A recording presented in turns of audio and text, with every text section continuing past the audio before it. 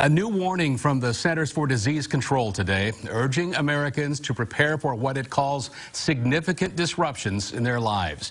This at the same time President Trump maintains everything is under control. ABC's Alex Perche has the very latest from Washington. It's our top story today at 5. Today, new cases of coronavirus are reported in Croatia, Brazil, and Canada. The CDC saying that it's not a question of if the virus will spread more widely in the United States, but when.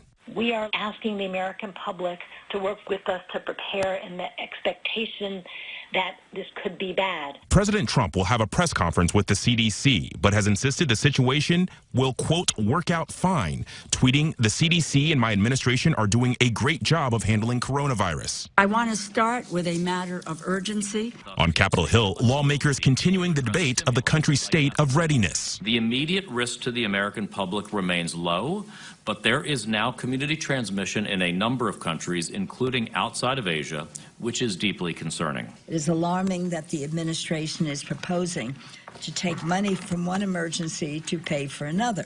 The government says it could need around 300 million masks to fight an outbreak. Right now, it only has about 30 million.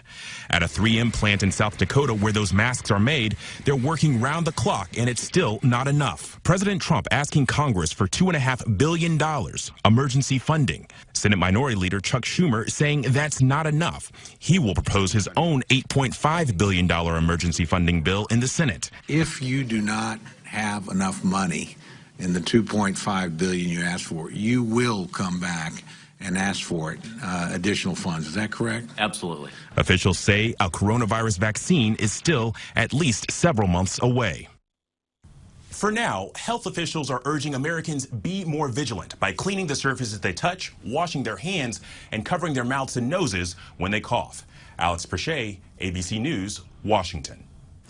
Of those infected with COVID-19 here in the States, 13 are being monitored at the University of Nebraska Medical Center quarantine unit.